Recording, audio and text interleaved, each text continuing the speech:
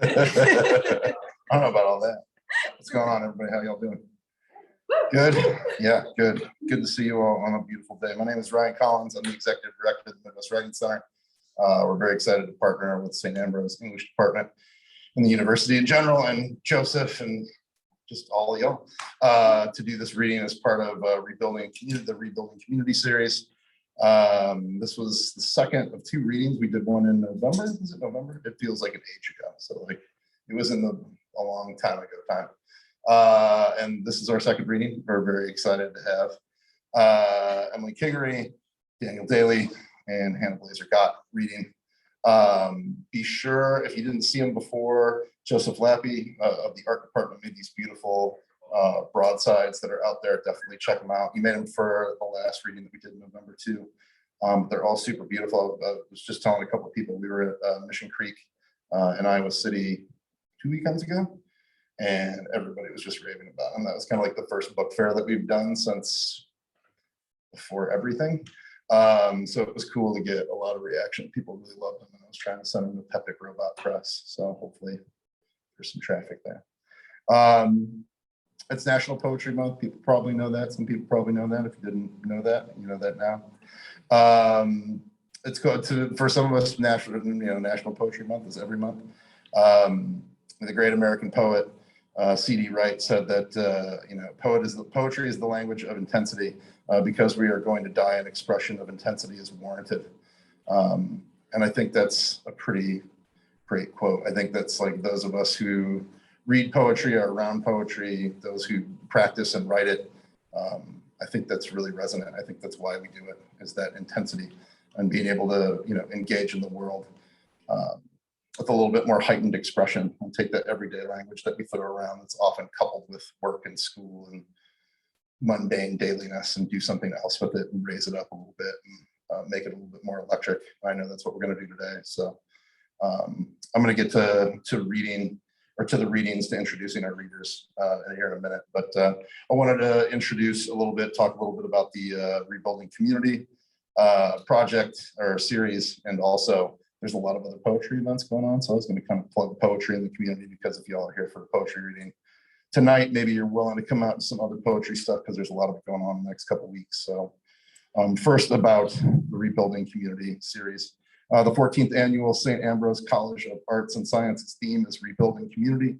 Rebuilding Community opens up diverse pathways for inquiry and exploration across the St. Ambrose campus and larger Quad City region.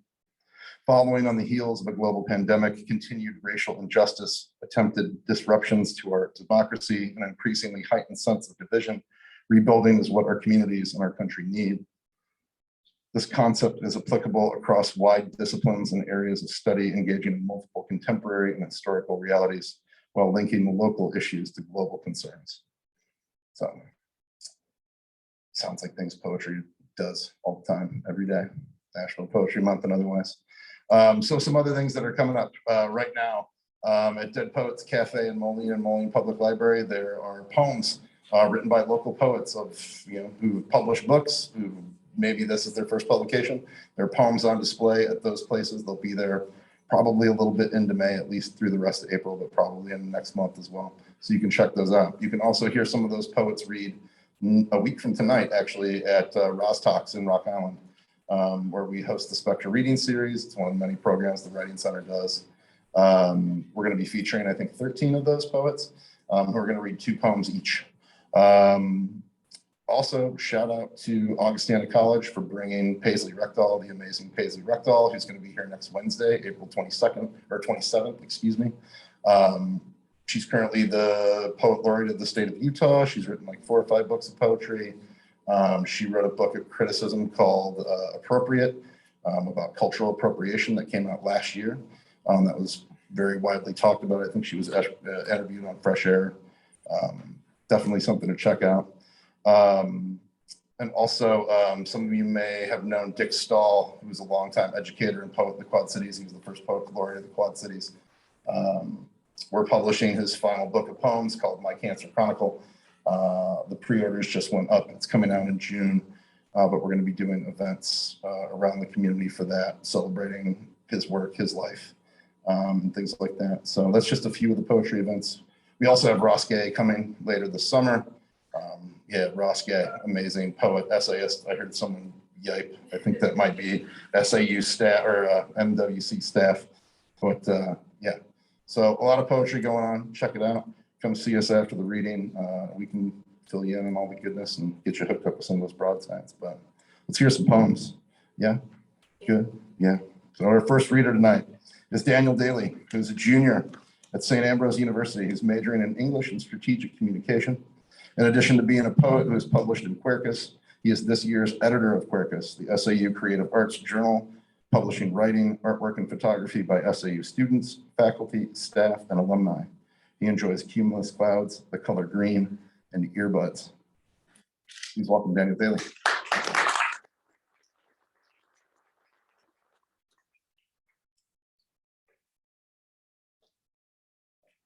What's up?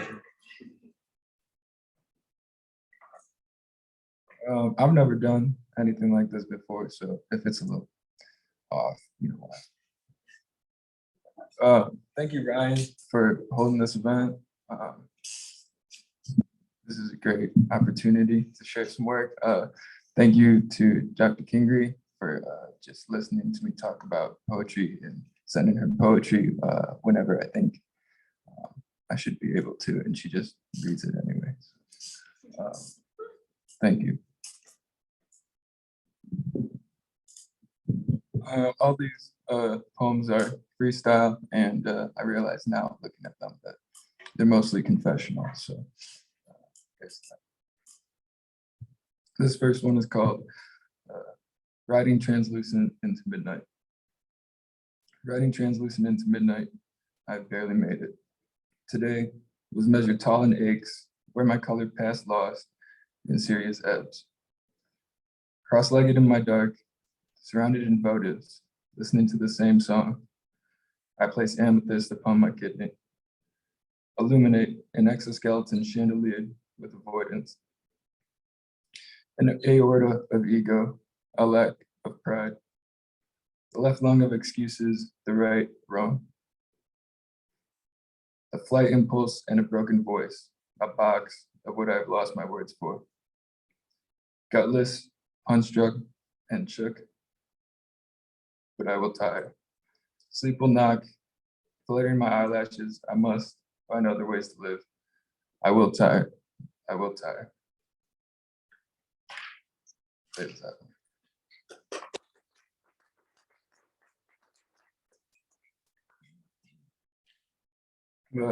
This one's called The Other Night. It's about a buddy of mine. The other night, in between telling me how you needed to master piano, chess, space, mind, and then the next anything, you wondered if we make it out of Davenport, wherein wonder like a cat, where's impulse? Aboard a boat, knowing that it is in fact aboard a boat, floating absurd, aloft, like the wine, like the hash, like the sure, cigarettes, sure. In between another morning, another night, another afternoon, you pace with your anyone answers for the anyone questions. Yes, anything, yes. Nothing, yes. Your eyes look just like a cat's, narrow, waiting from both sides, and small.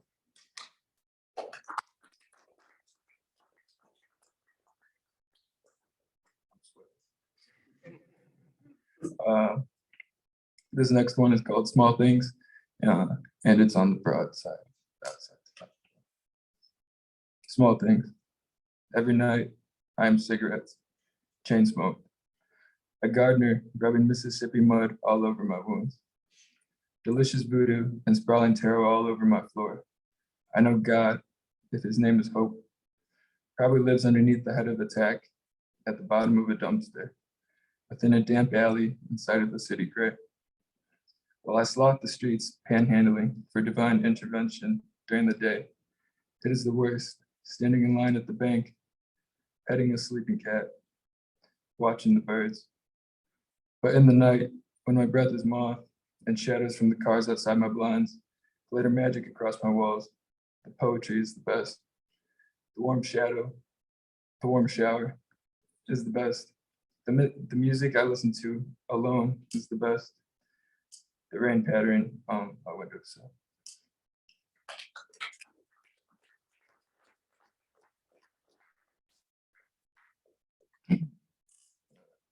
This one is called Everywhere But. Everywhere But. Animated things. My hands run up and down my thighs. Absolutely tarantula. 9 clouds of left above a prison. I think they call it a skull. 2,000 miles below 3,000 miles. Underneath 6 feet beneath an unmatter where atop the hearse was found by no one. Broken down. Lay a heart beat in the lockers within the ribcage of a daydream. I've stuffed my socks into my pockets, and I'm sitting Indian style on my ceiling covered in Hindu tattoos, thinking on thought. But yet, a pleasant aroma, perhaps coffee or lavender or laughter, or some grand memory rolls through an open window, and still my toes curl in disgust. The bleak midwinter hosts 24 hours of sun, and I haven't left my house in months. The roaches are starting to turn the tables. I see them amass the walls in the night. There's nobody within my room, not even me, and it's such a hell it matters.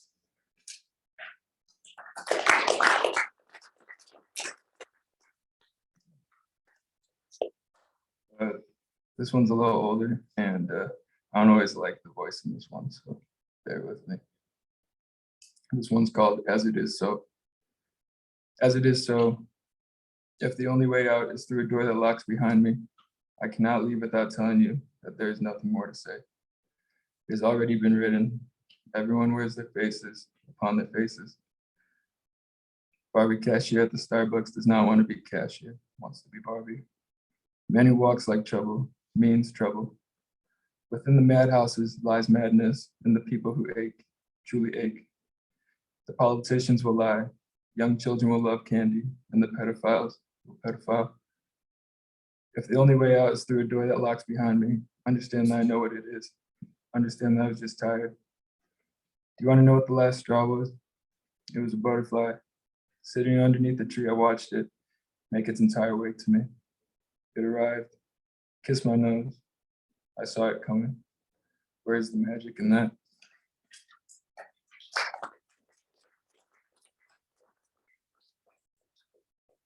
This one's called Promises. Promises, I thought, undid. You can see everywhere I am not. Lie on my big nose. If I am this, and never, not yet, should I feel bad, or can you blame me? Please spare me, don't. I'm done giving out my integrity, at least.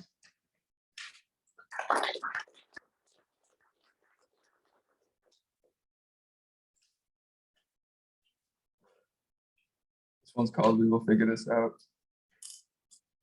We will figure this out.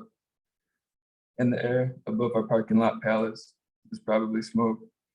There's always smoke, speaker noise grandeur, because we are grunge. Faces of a locust, peaceful by paranoia, fire breath and terrified. Each of our foundations wax. Museums where the floral has gone foul.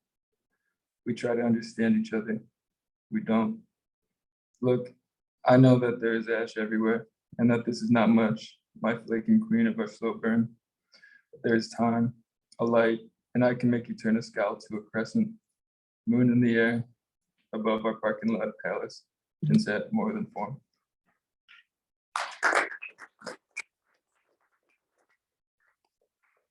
This one's called What Is Getting to Me Is. What is getting to me is these mornings, built before me in sidewalks as I stumble, take my first steps upon them. All my mornings are red-eye, unabsolute, gray mornings of unmatter and everything from nowhere. I am everywhere and so dreary already. The early moon unglowing of time it is not, neither on, but to have been changing and aging unfast. My mornings hang me small, old and troubled with how much further I could turn today.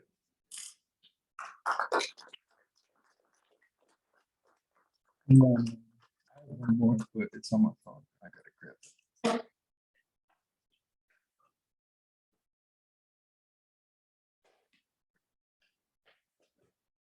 This was not part of the plan.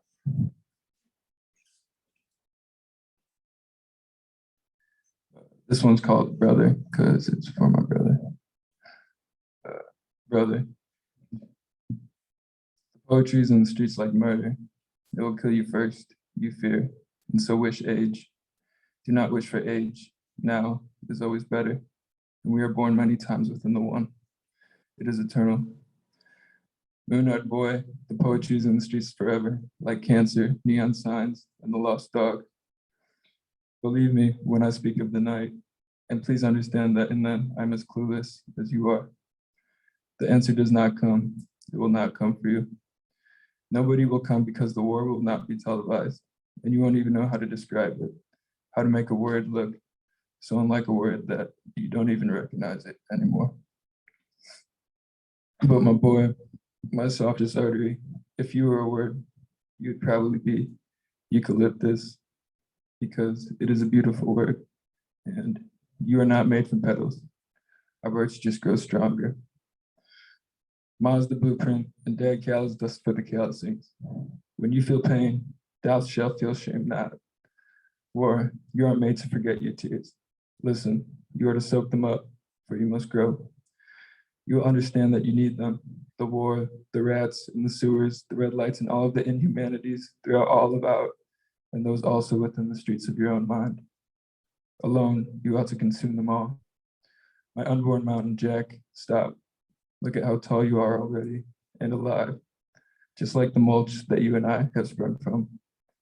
To feel this way that we do, please understand how we must be so alive. Thank you.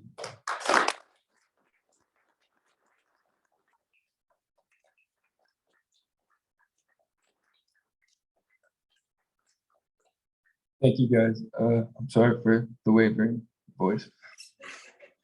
I appreciate you guys all coming out today.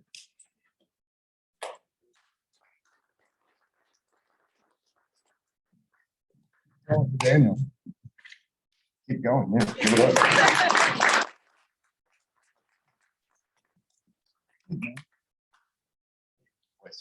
Yeah, that's the thing. It's hot and it's warm in here. Because we got the sun apparently exists, then we can see it sometimes here even.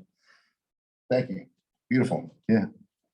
Our next reader, who is originally from Orion, Illinois, Blaser Gott, earned degrees in creative writing and communication from St. Ambrose University in 2017. She currently lives and works in Madison, Wisconsin, where she enjoys writing, hiking, trivia, and board games. Her poems and creative nonfiction pieces have appeared in the 2015, 16, 17, 18, 19, 20, and 21 editions of Quercus, 3 Elements Review, Eastern Iowa Review, Alternating Currents Press, Sad Girls Club, sorry, I got writing on here, and the Madison Review. She was the 2021 finalist, or she was a 2021 finalist in the Midwest Writing Center's Foster Stall Chapbook Series. Please welcome Blaser Gott.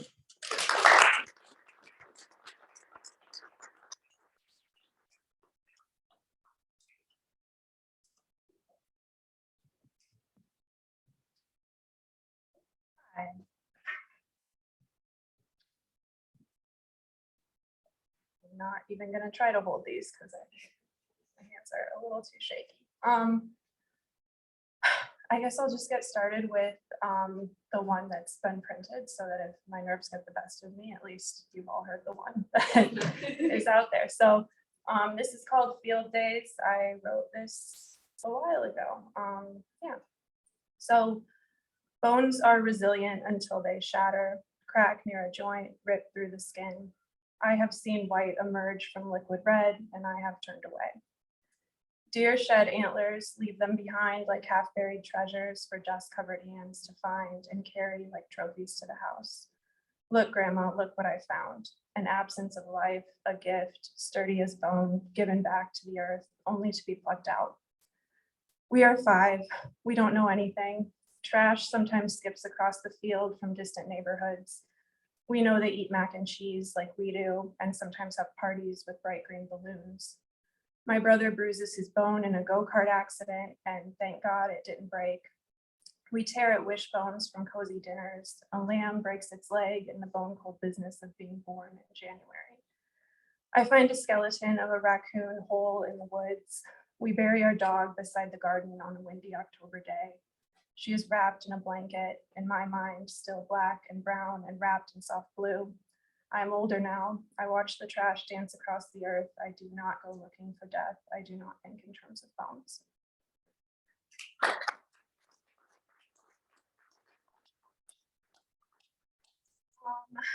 So the next one I wrote in the middle of my working from home during the pandemic. I think that I was feeling very isolated, and I think that often food sort of brings people together, or at least for a lot of people it does. And in this case, all the food in my apartment made me feel more isolated. So that's what it's about, and it's called abundance. The nectarines leave rust orange rot in the bottom of the bowl. I overbought fruit again from the store that's too expensive for us to shop at. I wince at the soft flesh when I scoop them up for the trash. Outside, the children in our neighborhood scream at dragons. I make a mental tally of the food I throw away. On Monday, I am too sad to eat the grapes that fall off stems in clumps.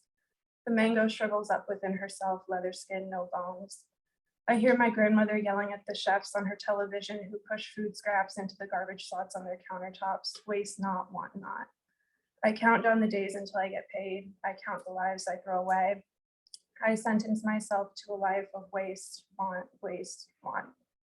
Are there better ways than this to live? The nectarines ask me. I drag the trash all the way to the dumpster. I'm afraid the smell of rot will linger.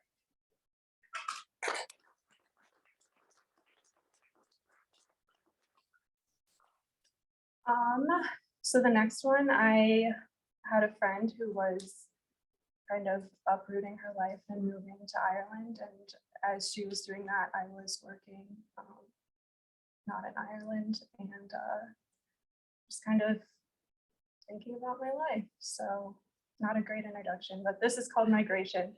My friend is moving to Ireland, and I think of every limp lettuce leaf I've eaten at my desk in the past 3 years.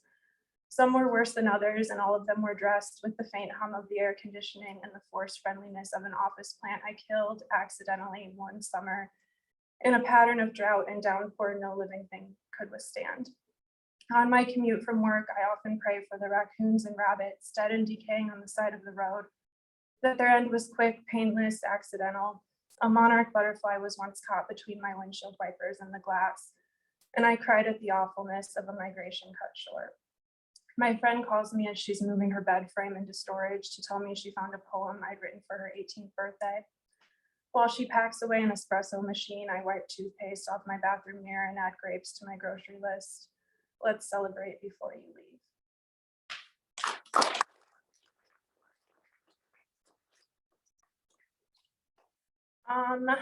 Okay, so a few years ago, I broke my elbow on a sheet of ice outside of the post office. It was embarrassing and painful.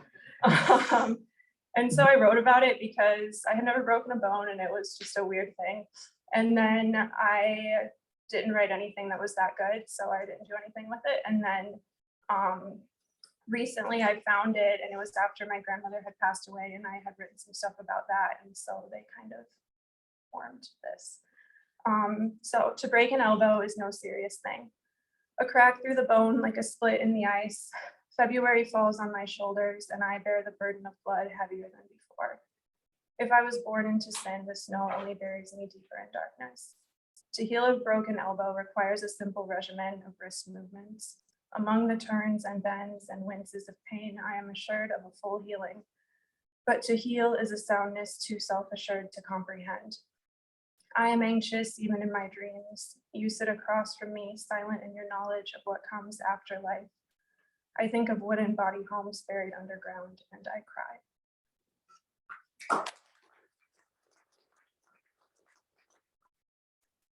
We're gonna keep it going with some sad stuff. This was pretty recent. I was on Facebook, and one of my former coworkers had written like a tribute to a friend who had passed away, but she wrote it in Spanish, and so I hit the Facebook translate button to read what she wrote. And the first line that came up, I just thought was really moving. And so I wrote it in a note in my phone and then left it there for like 6 months. And then, yeah, this is what we've got. So with you, there was no ego, no pretense that I was fine or good. We used to roll our eyes at how are yous, roses, beer. We used to talk about us in 2 years, 5, 10, never mentioning the possibility of a moment like this. Beyond our bodies, what binds us to earth, to each other. When I see you now, your edges blur. I ask where they've gone, your elbows, your knees, all the sharp corners of refuge, but beyond your body, you do not answer. I turn envy over on my tongue, how much more you know. So what if I call you and forget you won't answer? So what if I tether you to me through your phone number, convince myself that you can still hear the ring, that you still know my name? Without you, my ego grows malign. I pick apart myself looking for pieces you'd want to remember. I dream of worlds where I can keep you tucked into my pocket. I speak in the language only we know.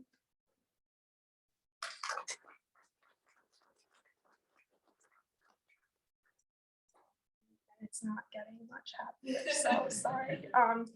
This is a poem about grief, but really about like the grief that happens before an actual loss, but when you know that it's inevitable. So grief is funny, makes me laugh at the non-jokes, fall silent at the feet of real humor. I guess what I'm trying to say is I miss you, but you're here.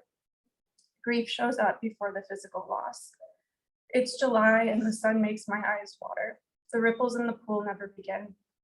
To face an end in the heaviness of summer seems cruel, but I've seen the broken legs of a raccoon melt blood into the pavement until steam rises. And if my cat smells like sweat when I pluck him from our garden, it's only to tell me he is alive. I think I will dream of you, but I do not. I fall into bed crying dry tears, starting strings of prayers that go nowhere. They hang in the air, discarded blue streamers from a party long past.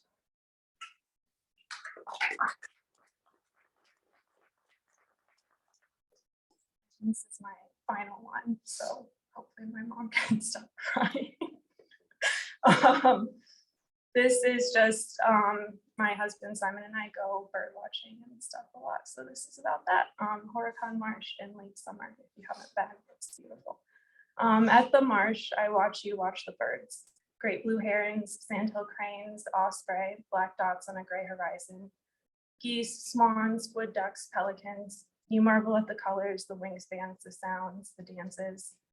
My eyes are trained to the ground, careful to avoid frogs the size of fingers, grasshoppers, the bolting of baby bunnies. Here, even death hums along peacefully with the order of things. I watch deer chew through fallen fruit, birds swoop toward decay, everything useful, necessary to the pit, to the bone. Could I be like that, content always, and at the end, my body returned willingly to the still living?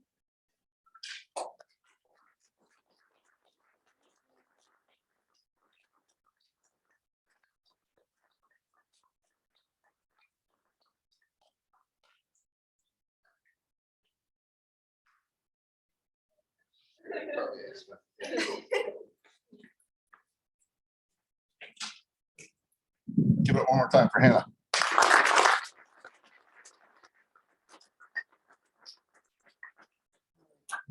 Don't apologize for your. No one should ever apologize for their poems, like whatever they're about. Like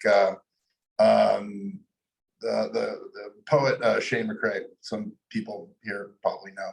A long time ago, I did a reading with him, and he said something in the Q&A that, like, in some way, I can't remember what the question was, but in some ways, all poems acknowledge God. And I heard someone sort of like riff on that in some way, all poems are expressions of grief, even like joyful poems and celebratory poems, because they're celebrating a moment that has passed, even if like we come back to it like retrospective and reflection, or like reflection, like past tense. So like it was this beautiful thing, but it was, right? And so like there's always like a twinge of grief in there.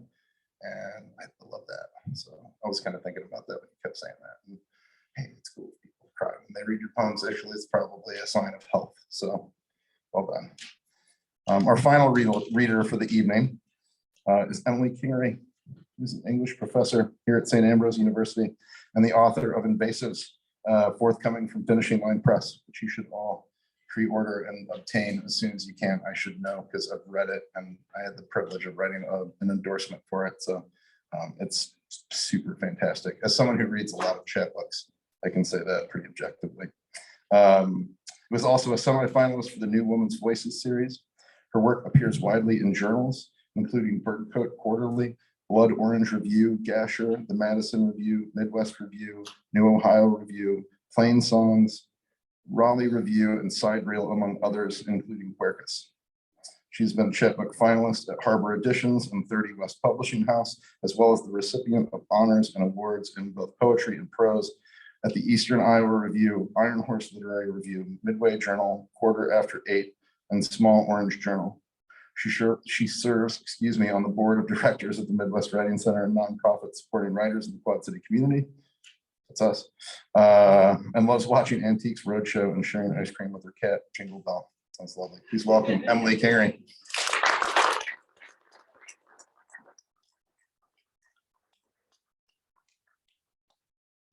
Eating ice cream with your cat thing. Some people are like, really? I'm like, really? She's adorable. It's so much fun. Thanks for the nice introduction. Is this okay, volume-wise? Okay, cool. So it's always hard to choose things, I think, to read for a reading. I've been having this conversation with Daniel and Hannah. It's like, what am I going to read? So I thought I would start with a poem that is like brand new. Like I just wrote this a couple days ago and no one has read it or heard it. So all of you, we're going to get to be friends like really fast. Sound good? Community, rebuilding community. It's the spirit of things, right? So this poem, like Hannah, I take notes in my phone and I was like, oh, that would be really good to use or something, right? So while watching Antiques Roadshow, speaking of Antiques Roadshow, sorry, I just love it. It's just such a great show. I took down a line from a doll appraisal, and it said, the appraiser said, the body doesn't go with her, the dress doesn't go with her, but she has value in her head. That's so good, right? I love when people say poetry, they don't know that it's poetry. So I'm like, okay, well, maybe I'll use that. But I'd also just watched this documentary about the last Blockbuster video store in Bend, Oregon. Random, right? So I thought, well, what if I just like took both of these things and like put them together and saw what happened? So this is the brand new poem that you're gonna hear from me. So it's called Bend. She has value in her, pupilled, open, shut and soft as paper money, traded for, like secrets in the pockets of an unwashed pair of jeans with bald receipts from Chinese restaurants he likes like her. Her head is pendulum. It bears a spring. When he unsleeves his records for her, drops the needle, he has need of it. The weight behind her eyes that lashes, black on porcelain. Back on his horse he goes, he carousels. He tells her of his Kerouac truth, his shotgun dream, his brute proclivities. Thrift store teas, Lucy's, life of the mind, and her lashes swoop like lashes of eyes on video. He pauses for her, his image of her, and his reel of her with him in his head and says, why aren't you fun anymore? Anymore, she is an Oregon town of yellow pages and dial-up, where the last Blockbuster store hangs on like spider silk. I miss us, he says, as if the clothes were not a manufacture, not a head of tiny levers whose inventor said, what if we made her sleep? And numbered her nape, and then positioned her head bending so she could almost dream.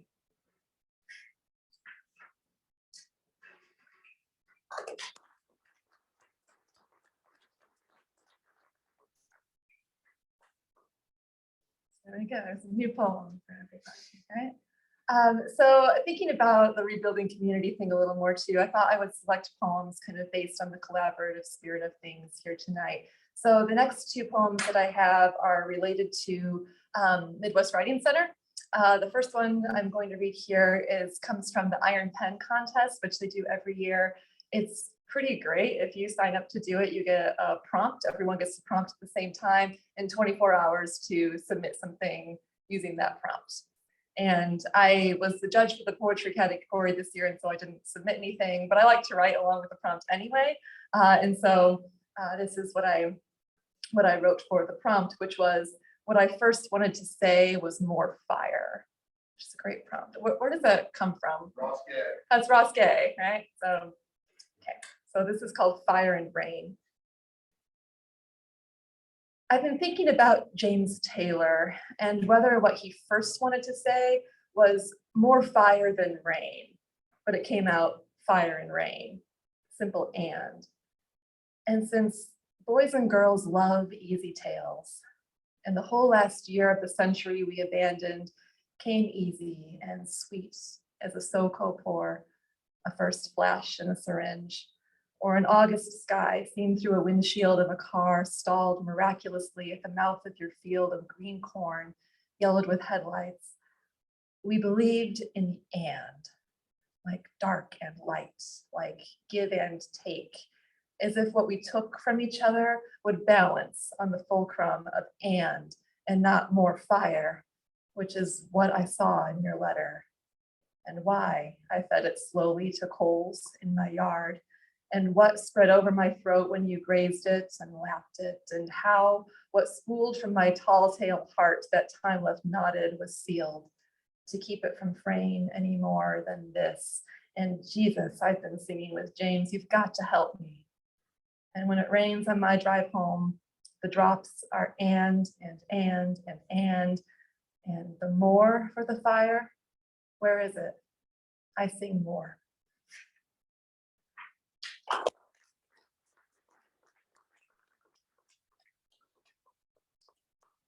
And this is also connected to the Midwest Writing Center. I don't remember, whatever the poetry workshop was that you did, Ryan, like a year ago, 2 years ago, whatever it was. It was a wonderful workshop for writing poetry that I took. And this came from one of the prompts. I don't even remember which, but I just remember this came from one of the prompts that we did for that class. The title is You Though You Are Evil, which comes from a Bible verse, which is Matthew 7:9-11. So I'll read that so you have that context. It says, which of you, if your son asks for bread, will give him a stone? Or if he asks for a fish, will give him a snake? If you then, though you are evil, know how to give good gifts to your children, how much more will your Father in heaven give good gifts to those who ask him? My father was a pastor, and he was very fond of this passage. So I was like, I love it. You though you are evil, I'm going to use that. So this is some thoughts on the state of higher ed, just kind of broadly speaking. And I love working in higher ed, but I have colleagues in the room. You get me. Okay. So you though you are evil. In the clean light of Quicken, it's just, they say, there is no market for bread qua bread, no market for casting from a wonder bag into a pond of ducks, they say. The market is for pebbles, small as in corporate fish tanks, or beneath the boys who once spun merry-go-round so hard the wind made blindfolds of our hair. Our children are hungry, they say, and the holy data on bread show crumbs. Let us shake out the toaster, I say, but fiscal ripples the pond like food. We love weight in our palms, they say, and I think of boys who took my wrists to prove pebbles thrown into light could fool bats. Return to us in the black, they say, of stones, the kind to close off tombs. The women came first in that story. Then the Lord saying, why are you crying?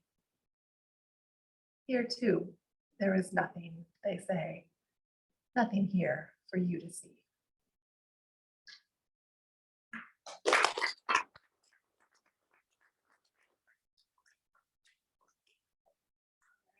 And so the next two I've got here, I chose because I love sharing like poems with Daniel and Hannah. It's been one of like the greatest joys in the world. I'm so glad I could get them both here to do this reading. I like being a part of this with them. And so I was thinking I would pick poems that I know they have read and liked that I've written. So this is one that I know that Daniel likes. It's called Immigrant Story. And it was selected by Tiana Clark, wonderful poet Tiana Clark, for like a flash nonfiction prize. So it's flash nonfiction, but it feels very much like a prose poem to me. So Immigrant Story. It's based on like my great grandmother. So. Josephine was shoeless in the pasture before sunrise. The ground so cold, she warmed her feet in the steam of cow manure. And when she met a man at market, eye leveling tomatoes, she said, "What lovely apples." And he married her. And she learned how to drive, practiced American sentences, birthed a daughter who covered her ears and hid from the thick stew gurgle of old language, changed her name to an American flower, a delicate thing made to wilt on lapels and the lips of American men, lost her mother tongue, won a husband, an American who winked and laughed and learned the phrase for cabbage head. Since he was cabbage head to Josephine, and he made a badge of the phrase, and he kept a lock of my little girl hair. Slipped me tens when my cousins got wadded up ones. Taught me to conceal the secret of favorites, even though I'd done it for years. Each year opening cards from Josephine, cards with 50s, cards with sprawling varicose handwriting and unfurling cabbage head leaves of money for me, her American girl, heir to her middle name, her love of winter, her impulse to chase a shot with a long cool drink and laugh at men so proud to be American, they never think twice about beauty, about bushels of bleeding fruit on the day you fall in love, or what it means to slip money to a girl who knows only the easy truth about old country fields and will never speak any phrase but cabbage head because she is American like her mother and grandmother and grandfather. American enough to laugh when stupid men laugh and marry them. American enough to get rich from being born.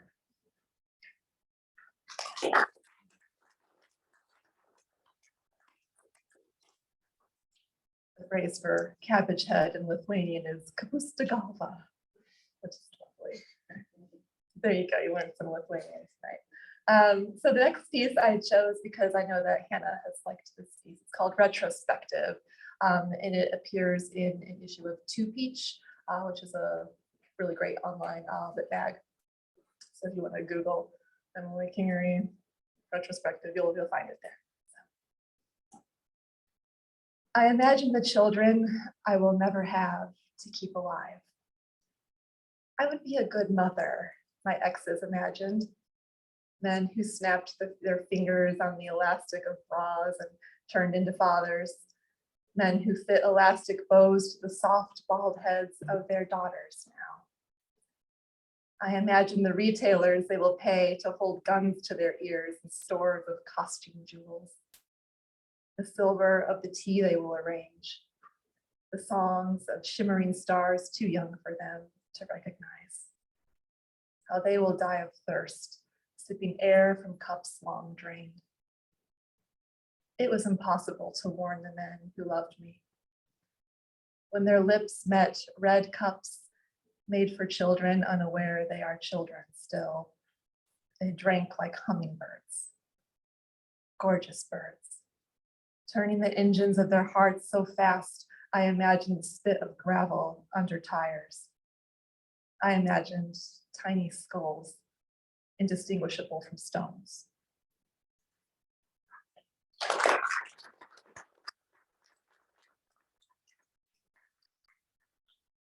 I've got two more, and I chose these in honor of Corcus, which has come up. Daniel is the editor this year of the 2022 issue of Corcus, but just released today.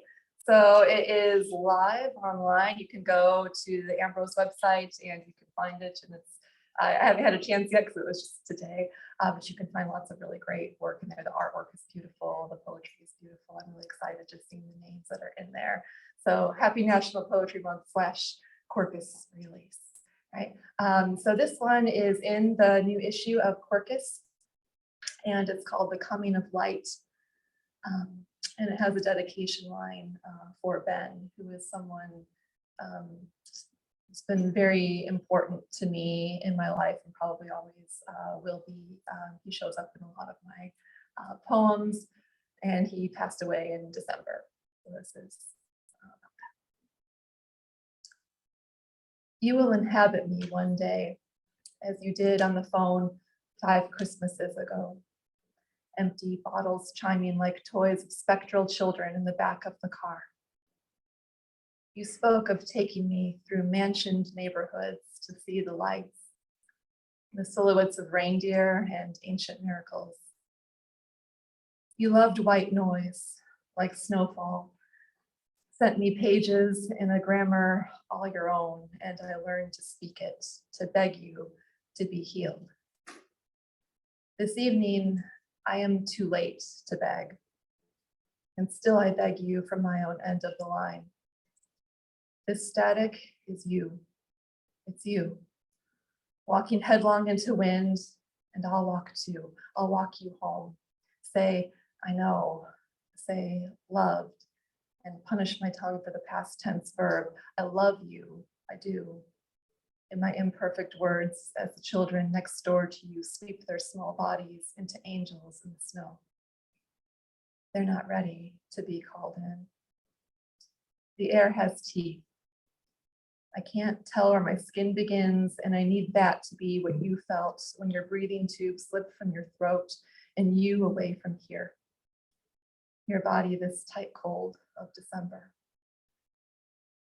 The story has been told a million ways, and still I am frightened by ghosts.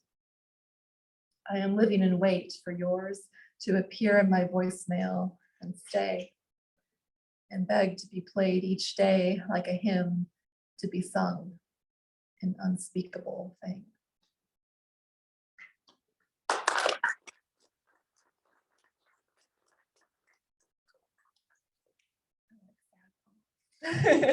A lot of people like sad poems, I think, but are always apologizing, like you're saying, for like sad, but that's so sad and depressing. All my students are always like, these books are so depressing, Dr. Kingery. Like, that's are so good. They're so good though. So this is, thanks for listening to all these poems. Do please check out Quercus, right? Check out the Midwest Writing Center for all the cool poetry events that are coming up. And Joseph Lappy has made these beautiful, beautiful broadsides for each of us reading tonight. And this is the poem that he made a broadside of for me. It's called Expectancy. And this appeared in Corcus a few years ago, also in the last year's 30-year anniversary issue. And I chose this piece to read here and also for the broadside because it doesn't usually happen, right? Like, so like sometimes people will be like, oh yeah, I liked that poem. And I'm like, yeah, cool, I thought you might. But this one I had people like I didn't like know, like telling me they liked the poem. And I was like, this poem has like hit people in like lots of ways, like lots of people. And I felt like that was just kind of a cool experience. It's not something that has happened very, maybe ever to me. And so there's something about this poem, I guess. So I hope that you enjoy it too. If you want to find a way out, begin by typing months. And when you instead type moths, you will learn an adult moth can die in 1 month, but it will hatch a family. It will trust the open work in your home, though a home is a trap, a place where families languish.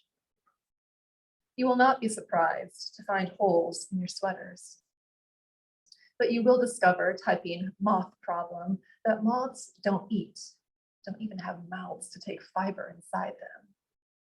It's the young who devour what belongs to you. You will tuck away pouches of lavender and cedar. You will read about naphthalene, but hunger is the problem. It's always the only problem. To throw out all that can be eaten, type what moths eat, but you will learn too much and research starvation instead. Can you starve an egg? You will plan to clean the pantry. You will type how long before bodies turn to powder. Now imagine winter afternoons when children are ready to come indoors, arms raised for help unbundling. Begin again. by admitting what they are. See the small bodies invading cupboards. See them seduced by light, impatient for wings.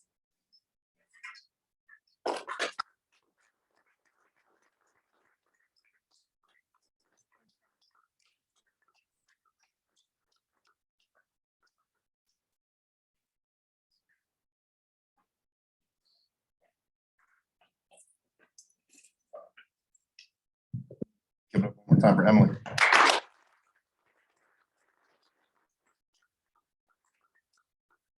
So much good work, and it's like beautiful to like actually hear it in the room because I see it all the time, like out in the world, like in print and like winning prizes and stuff like that. But it's cool. Like, yeah, thank you. I asked Emily about this, but I didn't ask either of you. So surprise, guys. Does anyone have any questions for the poets? I mean, they can hear you, so you don't have to like come up here like make a spectacle of yourself or anything. But if you got any like Q&As for the poets. Just asked me about this like 2 minutes before we started. Yeah, I didn't know. I would've figured, told you know, you. we're here. I'm like, yeah, that might work. If not, it's cool. Like, you know, no one's gonna like dock you points or anything like that. Something kind of party. No, at least I'm not aware. If so, I'm worried about my grade. To the point. Yikes! I don't like doing that at all. Takers. Okay. That's okay. That's all right. You don't have to have questions. You just like have to like be with the poems. Yeah, feel it. So, give it up one time for all the poets.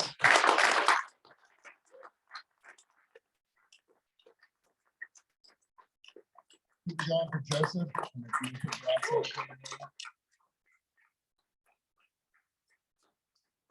Thank you all so much for being here and for sharing some poetry.